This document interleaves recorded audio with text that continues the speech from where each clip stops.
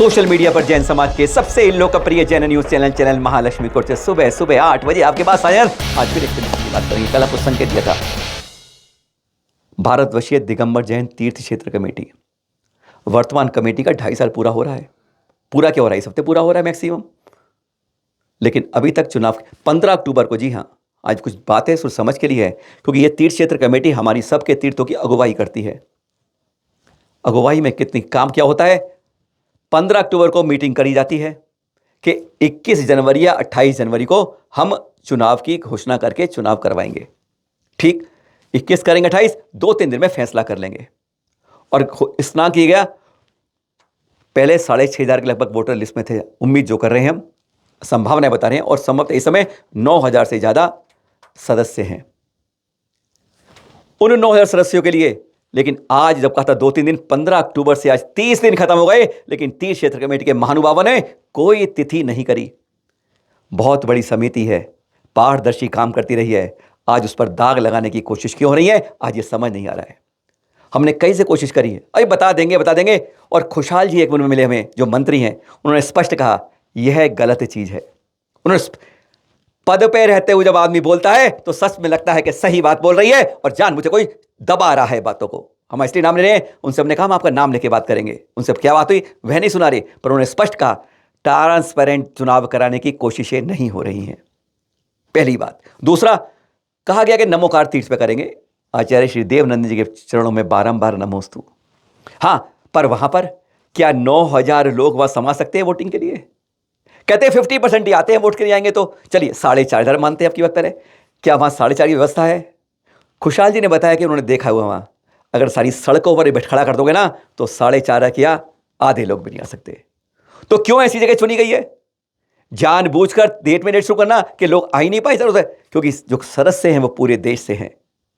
जानबूझकर इस तरह की जो राजनीति खेल खेलती है, आज धर्म की सीटों पर कमेटियों में इस तरह की राजनीति की जा रही है। आज अफसोस होकर में बोलना पड़ रहा है। अगर हमारे पहाड़िया जी ने बहुत अच्छे काम किए हैं, तो चुनाव से डर काहे का है? आपने अच्छे किए, दोबारा आ जाओगे। दूसरा, अगर आपको लगता है कि आपने कुछ गलत किया है, तो वह भी सामने आ जाएगा। आपने नहीं किया है, आपने तो बहुत तीर्थ काम किया है, तो अब डरते क्यों हो? आप क्यों घोषणा नहीं करते हो? क्यों जानबूझ के लोगों को अंधेरे में रखते हैं?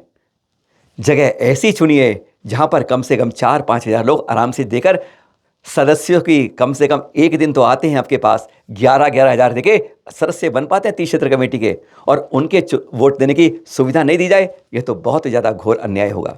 अरे आपको करना है कुंडलपुर कर लीजिए, बहुत बड़ी जगह है। श्रवणबेल कर लीजिए, हसनापुर कर लीजिए, शिखरजी कर लीजिए। जहां पर व्यवस्था होती है, जहां जगह होती है, वहां चुनाव क्यों नहीं कर जा रहे? एक बहुत बड़ा प्रश्न चिन्ह पहला लगता है। दूसरा प्रश्न चिन्ह, तारीख की घोषणा अभी तक क्यों नहीं की जा रही? जिससे सर एंड टाइम पे करने से आप चाहते क्या हैं? ये चाहते हैं कि सदस्य नहीं आ पाए। उनके न्यायिक हक को छीनना एक प्रकार से अपराध होता है, अन्याय होता है, कि जो बाद में टिकट ही नहीं मिले, वो पहुंच ही नहीं पाए, बहुत बढ़िया हो जाए। क्या ये करना चाहते हैं? या फिर नवंबर में कार्यकाल खत्म, जनवरी में तक क्यों जानबूझ के खींचा जा रहा है? कारण क्या है इनके पीछे? आज समाज ये पूछना चाहेगा, क्योंकि हमारे तीर्थ क्षेत्र में इतिहास बहुत सुंदर रहा है, बहुत अच्छी कमेटी रही है। कहते हैं कि हमें विश्वास इस पर होता है अपने तीर्थों की सुरक्षा के लिए, लेकिन पर उसके अंदर आकर क्या हम कुर्सी से चिपकना चाहते हैं? कुर्सी छोड़ना नहीं चाहते हैं। अगर कुर्सी पर दोबारा न जाते हैं, तो ऐसे काम करें, गुणवान हो और लोग उठा के कुर्सी पर रखें। लेकिन तीर्थ क्षेत्र कमेटी को हाथ जोड़कर विनम्र अनुरोध है, इतना बदनाम मत कीजिए। चुनाव की तारीख जल्दी घोषित कीजिए, उपयुक्त समय दीजिए, उपयुक्त जगह दीजिए, और वोटरों को बताइए कि आप इसमें कौन कौन वोट रहे हैं, सामने से आने वाले को भी। क्योंकि पता चला है कि जम्मू प्रसाद जी काफी दिनों से संतों से आश्रय लेके इस बात में चल रहे हैं, वह अगुवाई कर रहे हैं। उन्होंने कई विश्वास किया दिए हैं कि मुझे, अगर आपको ये बातें मैं पूरी करने की कोशिश करूंगा, अगर नहीं करता हूं तो आप मुझे बीच में से कुर्सी से घसीट लेना। इतने दावे करने वाले अपना पिछला अनुभव बताते हैं, इसलिए कहते हैं अरे अगर आपको चुनाव में आना है तो घोषित जल्दी करिए, आपका कार्यकाल खत्म हो रहा है या खत्म होने वाला है, तब इतनी देरी जानबूझकर क्यों? तीर्थ क्षेत्र कमेटी को बचाव रखिए, ट्रांसपेरेंट रखिए, जिस तरह का उसकी बात है उसको ऊंचा स्थान रखिए, अपनी गरिमा खराब मत कीजिए।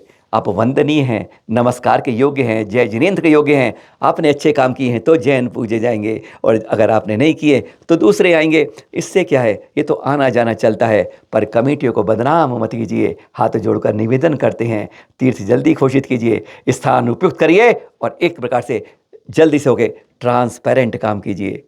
आप सबसे कष्ट से क्षमा, सादर जय जिनेंद्र। पूरे जैन समाज को ढेरों बधाई। भगवान महावीर निर्वाण महोत्सव समिति एवं संस्कृति मंत्रालय भारत सरकार के संयुक्त तत्वाधान में भगवान महावीर 2550वां निर्वाण महोत्सव का भव्य उद्घाटन रविवार 26 नवंबर प्रातः 10 बजे इंदिरा गांधी इंडोर स्टेडियम नई दिल्ली में, और साथ ही पाए 108 साधुओं का पावन सानिध्य। तो जो भी श्रद्धालु कार्यक्रम में आने के इच्छुक है, उनका नाम, पता एवं संपर्क सूत्र दिए गए नंबर पर 10 नवंबर 2023 तक भेज दे। जय जिनेंद्र।